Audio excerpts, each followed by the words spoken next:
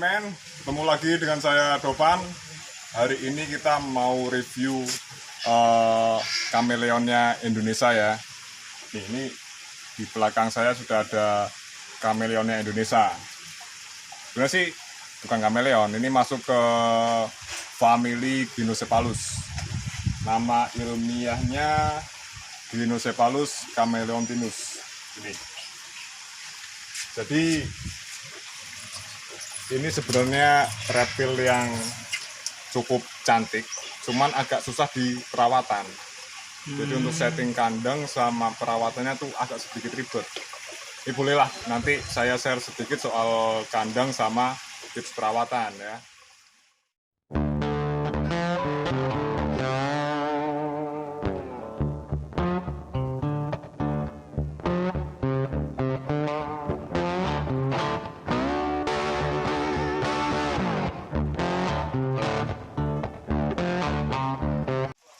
Oke, teman-teman, sebelum kita bahas ke masalah perawatan, kita kenalin dulu nih habitat mereka di alam itu seperti apa.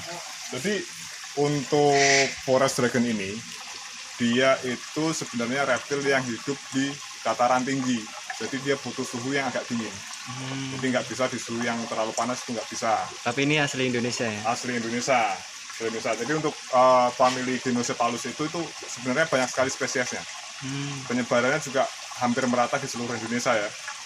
Spesiesnya banyak. Ini yang di Pulau Jawa salah satunya ini, forest dragon ini.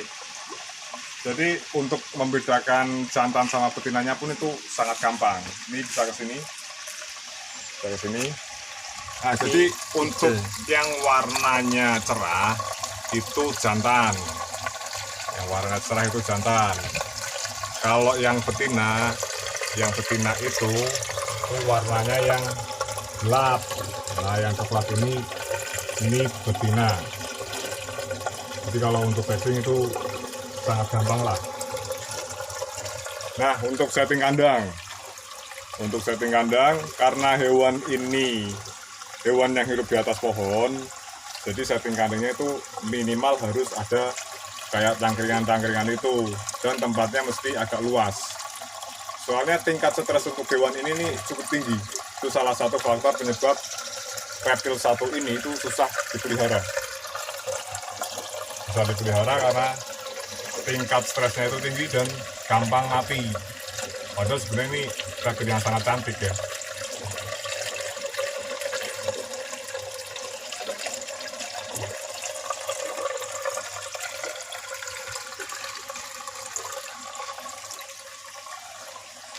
Jadi untuk makanan hewan ini, dia itu insektivora. Insektivora itu pemakan serangga. Jadi ini 100% dia itu makan serangga ya. Nggak makan daging atau sayur, itu enggak. Untuk kalau kita pelihara itu bisa kita kasih jangkrik. Kasih jangkrik ataupun ulet. Nah, untuk setting kandang teman-teman di rumah kalau yang mau pelihara, itu ini contoh setting kandang yang mewah ya. Setting kandang yang mewah itu seperti ini. Kalau yang sederhana mungkin teman-teman bisa pakai kandang kayu, cuman sirkulasi udaranya itu wajib bagus.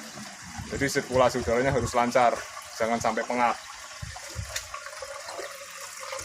Oh iya, ini atasnya bolong. Nah, itu bisa teman-teman lihat kan, atasnya itu sirkulasi udaranya bagus. Walaupun depannya kaca, cuman udara dari atas itu pergantiannya itu bagus. Ini harus ada airnya juga ini. Nah, air di sini tuh fungsinya untuk menurunkan suhu. Jadi kalau suhu terlalu panas, dia cenderung nanti turun ke air seperti yang betina ini. Mungkin dia ngerasa kepanasan, akhirnya dia turun ke air.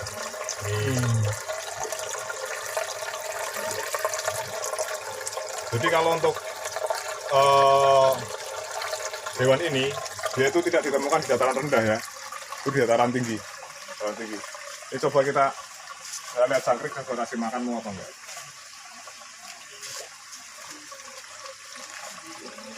Ini jangkrik, itu makanan dia.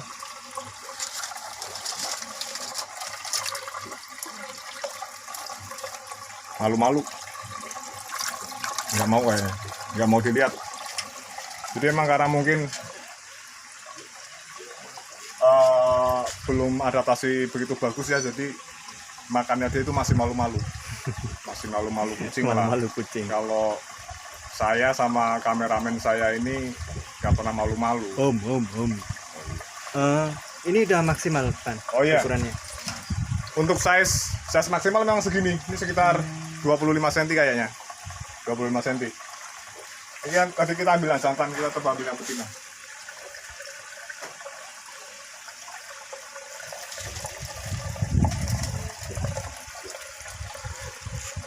Oh, ini lagi hamil coy.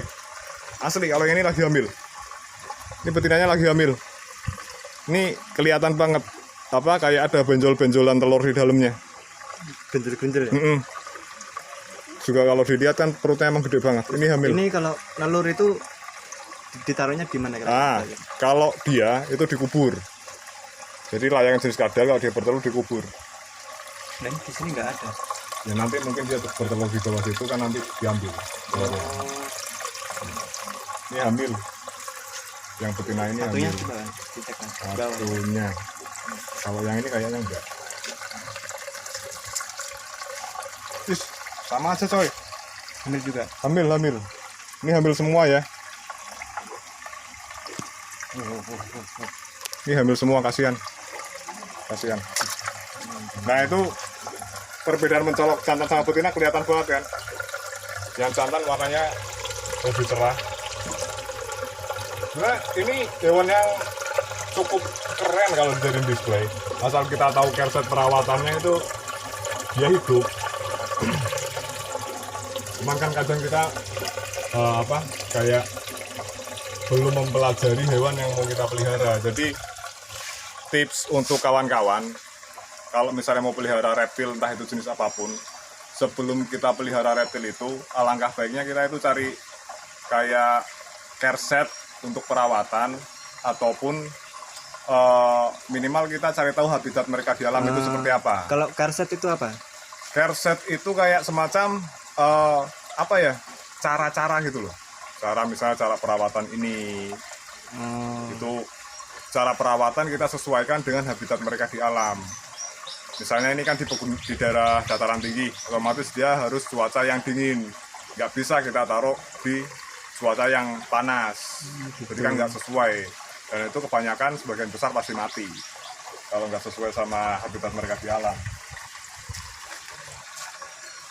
Oh ya, ini juga bukan termasuk hewan yang dilindungi ya. Ini harganya juga cukup murah, paling sekitar 35 sampai 50 ribu. Jadi tapi keren ya. Iya, cuma 35.000 sampai 50 ribu kita sudah bisa pelihara reptil yang cantik ini loh. Murah meriah. Tapi tingkat stresnya tinggi juga. Ya. Resiko kematian juga. Resiko kematian itu besar. Jadi kalau kita nggak belajar kerset perawatan sama setting kandang yang tepat untuk hewan ini, itu resikonya hewan ini mati. Gitu. Mungkin cukup sekian lah ya review singkat tentang forest dragon ini. Jadi kalau misalnya teman-teman mau pelihara, intinya cari tahu dulu karakter hewan yang dipelihara itu. Kerset perawatannya itu seperti apa. Oke. Jadi jangan sampai kita udah beli binatang, kita belum cari tahu kerset perawatannya dan setup kandang yang tepat, akhirnya hewannya mati. Kan kasihan kan. Oke, terima kasih teman-teman. Sampai jumpa di konten-konten kita ya berikutnya yang lebih keren dan lebih edukatif pastinya. Terima kasih banyak dan salam Ledik.